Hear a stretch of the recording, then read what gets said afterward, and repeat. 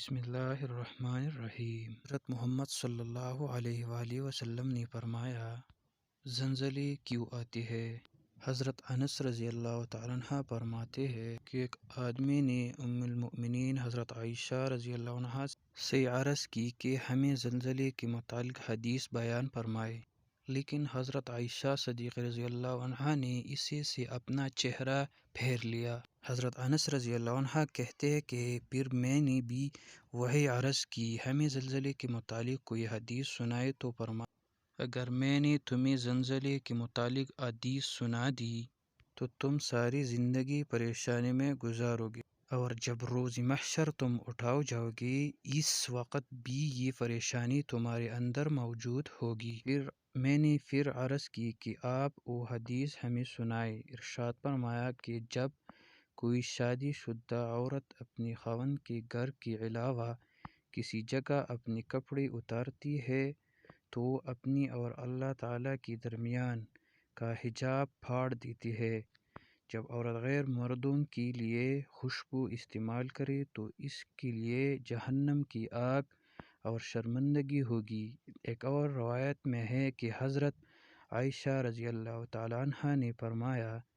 جب عورتیں غیر مردوں کے لیے خوشبو استعمال کرے، جب عورتیں غیر محرم مردوں کے سامنے ننگی ہونے میں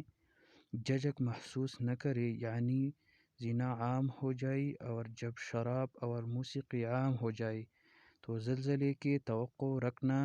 ناظرین، زمین کے اندر تہیوں میں چٹان کے درمیان عرصے سے جاری حرکات کے باعث پیدا ہونے والی توانائی کے اخراج سے سطح زمین پر پیدا ہونے والی ہلچل کا نام زلزلہ ہے۔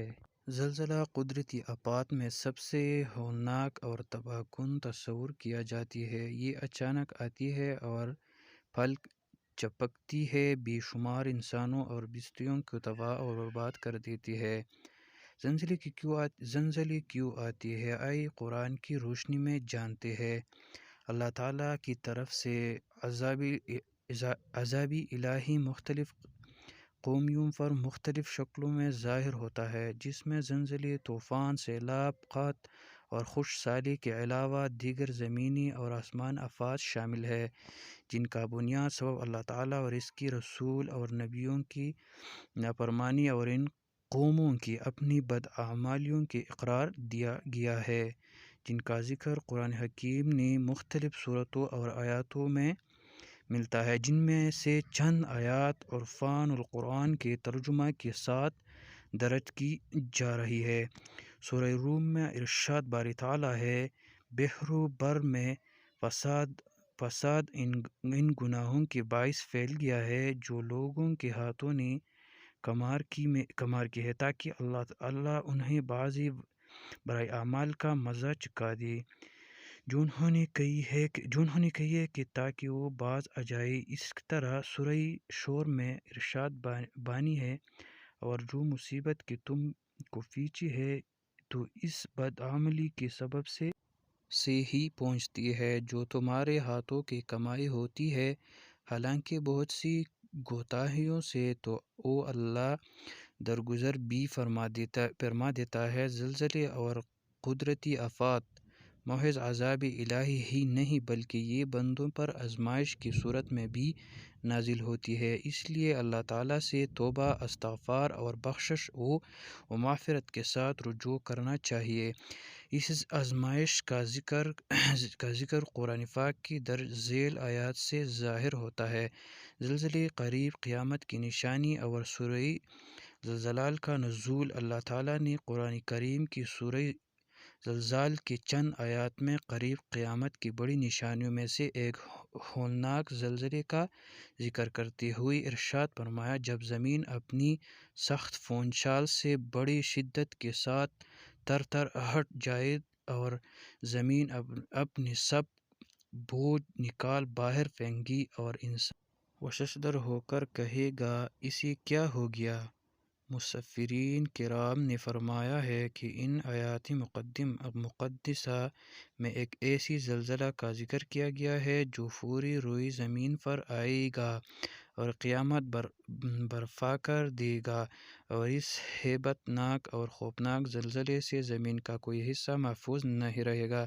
جس کے نتیجے میں پوری زمین کو ہموار کر دیا جائے گا۔ اور ایسا نفسانی کے بعد ہوگا، مگر اس سے قبل چھوٹی زلزلے آئے گی جو قریب قیامت کی نشانیوں میں سے ہوگی، اور جو اکثر سے رونمائی ہوں گی۔ امام بخاری نے اپنی کتاب الصحیح بخاری میں حضرت ابو ہریرہ رضی اللہ عنہ سے مروی ایک روایت نقل کی ہے، جس میں رسول اللہ صلی اللہ علیہ وسلم نے ارشاد فرمایا، قیامت اس وقت تک نہیں آئے گی جب تک قلم کو ٹھان لیا جاتا۔ اس وقت کثرت سے زلزلے آئے گی، ایک زمانہ دوسرے کے قریب تو ہوگا، فتنہ و فساد ظاہر ہوگا، حرج میں اضافہ ہوگا، یہاں تک کہ مال دولت کی فراوانی اس طرح ہوگی جیسے